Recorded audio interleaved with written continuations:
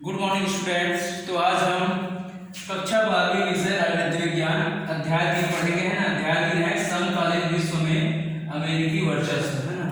तो विश्व में जो अमेरिका का वर्चस्व है किस प्रकार बना, है ना, इसके संबंध में हम पढ़ेंगे, अमेरिका के प्रभाव के बारे में, है ना। तो इसमें सबसे पहले हम देखेंगे आज नई विश्व व्यवस्था की शुरुआत देखेंगे, है ना, नई विश्व व्यवस्था की शुरुआत। तो क्या हुआ स्टूडेंट्स, द्वितीय विश्व युद्ध के पश्चात, है ना, विश्व में दो प्रमुख शक्तियां रह गई थी, ठीक है। कौन कौन से, है ना। एक है सोवियत संघ, है ना, सोवियत संघ, और दूसरा है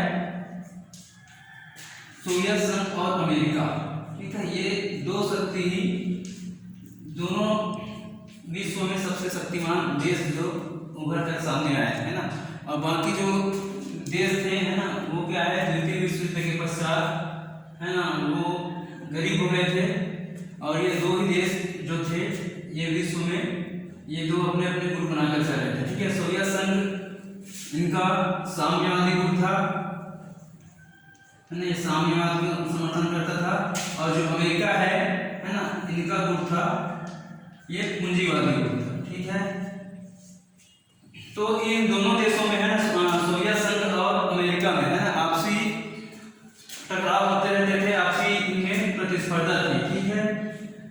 तो उसके बाद क्या हुआ, सोवियत संघ का, है ना, 1991 में सोवियत संघ का विघटन हो गया, है ना। तो सोवियत संघ के विघटन के पश्चात अब मात्र अमेरिका ही ऐसा देश रहा, ठीक है, अमेरिका ऐसा देश रहा जिसका विश्व में वर्चस्व स्थापित हो गया, है ना। सोवियत संघ विघटित हो गया, टूट गया, है ना। सोवियत संघ जो है, इसको सोवियत संघ पढ़ रहे हैं, ठीक है। तो ये एकमात्र देश नहीं है, इसमें 15 गणतंत्र देश, है ना, 15 स्वतंत्र जो गणतंत्र देश थे वे सम्मिलित थे, ठीक है। तो 15 गणतंत्र देशों का ये एक समूह था, ठीक है, सोवियत संघ। तो इनके विघटन होने के पश्चात, है ना, अब इनकी शक्ति जो है वो समाप्त हो गई। अब अमेरिका ही विश्व में शक्तिशाली देश के रूप में सामने रहा, ठीक है। तो जो बाकी विश्व के देश है वो अमेरिका की ओर खींचते चले गए, ठीक है।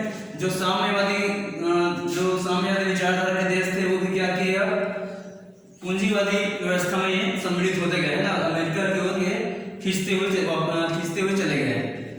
तो इस प्रकार से विश्व में नई विश्व व्यवस्था की शुरुआत हुई, है ना। तो ये व्यवस्था क्या थी, है ना, अमेरिकी प्रभुत्व की शुरुआत थी, ठीक है। अब देखेंगे हम, है ना, विश्व में अमेरिकी वर्चस्व के मुख्य कारण क्या क्या थे, इसके बारे में हम पढ़ेंगे। तो विश्व में अमेरिकी वर्चस्व स्थापित होने के कारण निम्नलिखित है, ठीक है। इसमें हम बताया आपको, पहला है शीत युद्ध की समाप्ति। तो 1990 में सोवियत संघ के विघटन हुआ है, ठीक है। 1990 में सोवियत संघ का विघटन हुआ और इसके साथ साथ शीत युद्ध समाप्त हो गया। तो शीत युद्ध जो है ना, सोवियत संघ और अमेरिका के बीच चल रहा था, ठीक है। तो शीत युद्ध के विषय में आप जानते हैं कि ये युद्ध जो है हथियार और गोले बारूद से लड़ने वाला युद्ध नहीं है ना। ये क्या है, आपसी एक दूसरे के प्रति, है ना, आपसी मतभेद और एक दूसरे के प्रति विरोधी भावना विचारधाराएं जो होती है ना, वो है ये युद्ध जो है।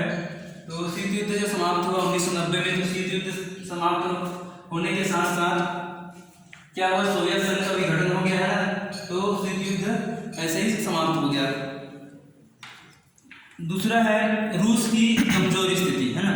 तो क्या हुआ, सोवियत संघ जो है उसका विघटन हो गया, पतन हो गया।